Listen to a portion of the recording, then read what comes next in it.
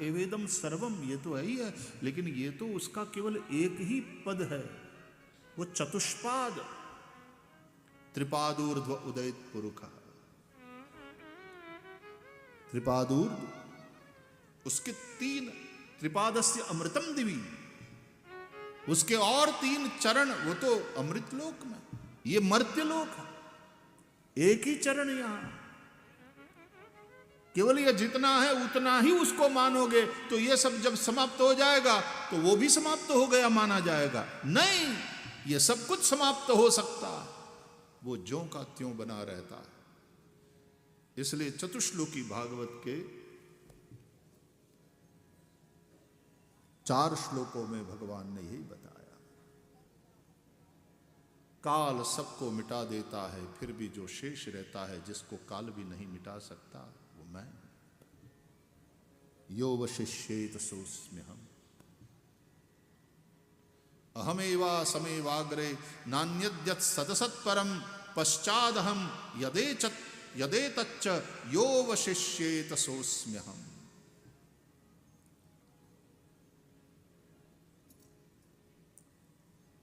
वे स्वयं ही काल स्वरूप है।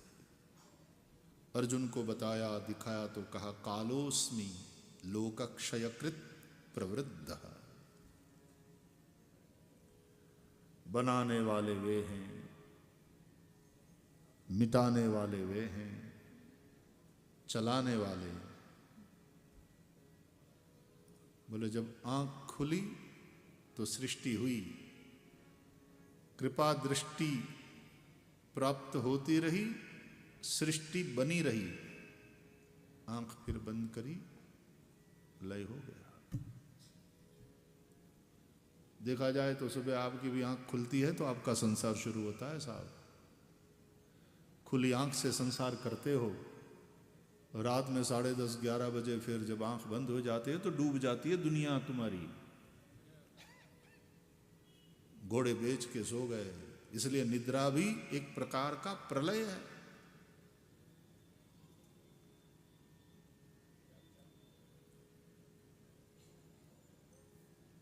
योग निद्रा में सोए शेषशायी प्रभु, कल हमने थोड़ी चर्चा करी थी वो। तो नेत्र महादेव की भी बंद हैं, वो अर्धोन्मिलित शांभवी मुद्रा,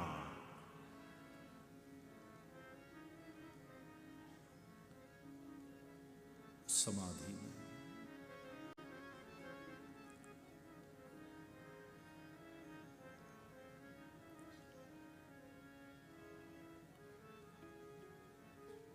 इसलिए शिव पार्वती कलम चर्चा कर रहे थे, उनका संसार, दोनों बेटे, एक बेटे का विवाह, उसकी 2 पत्नी, उसके 2 बेटे, शुभ लाभ इत्यादि। हमारे यहाँ वर कन्या का विवाह होता है तो सौभाग्यवती स्त्रियां आकर के, हमारे गुजरात में तो ये रिवाज है, उसके कान में कहती है शिव पार्वती का सौभाग्य। वो सायुज्य गजब का है।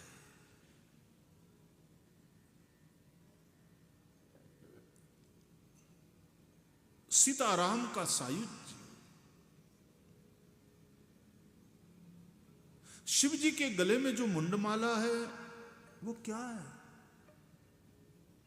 वो मुंड कौन है, किसके हैं?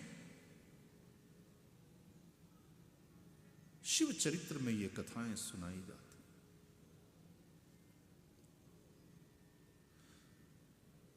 सती मरती हैं, पार्वती के रूप में प्रकट होती हैं, पुनः तपस्या करती है, पुनः शिव को प्राप्त करती है।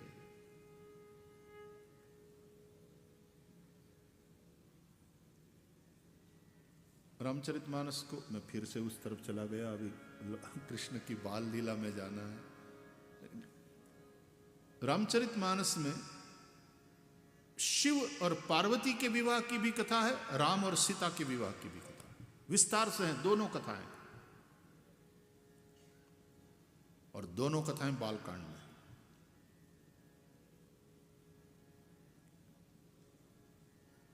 और आगे चल करके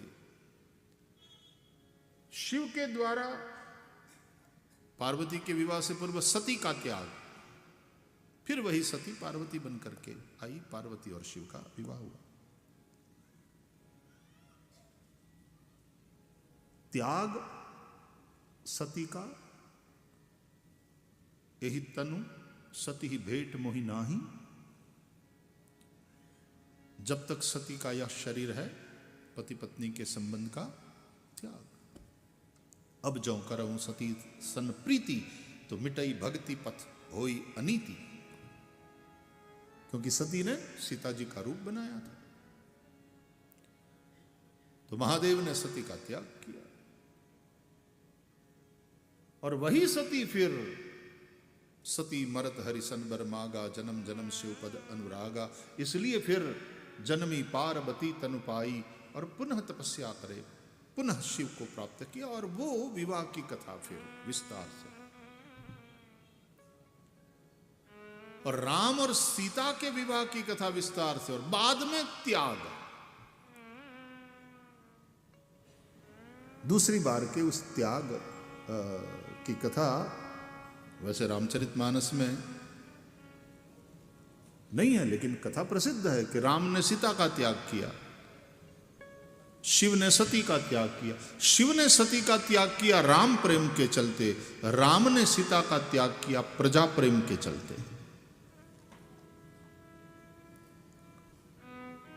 लेकिन न सती के मन में शिव को लेकर कोई शिकायत है, मन मुटाव है। पति पत्नी में नाराजगी तो होती रहती है, द्वेष नहीं। रूठना मनाना तो बना रहता, पति पत्नी द्वेष नहीं होता। चाहे पति ने जितना कुछ बोल दिया हो, डांट दिया हो, रो भी ली हो, लेकिन फिर पति की तबीयत खराब है तो सेवा में लग जाएगी। या तो खुद की तबीयत खराब है तो भी रसोई पकाकर पति को खिलाएगी। झगड़ा होता, मनमुटाव होता, द्वेष नहीं होता। इसलिए सती भी भले ही शिव जी ने त्याग किया है, लेकिन शिव के चरणों में जो अनुराग है वो ज्यों का त्यों बना हुआ।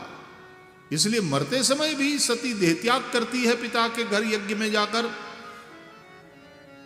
तो सती मरत हरिसन बर मागा, जन्म जन्म शिव पद अनुरागा। राम सीता का त्याग करते हैं, कोई शिकायत नहीं। और सीता जी वाल्मीकि के आश्रम में चली जाती है, लव कुश को वहां जन्म देती।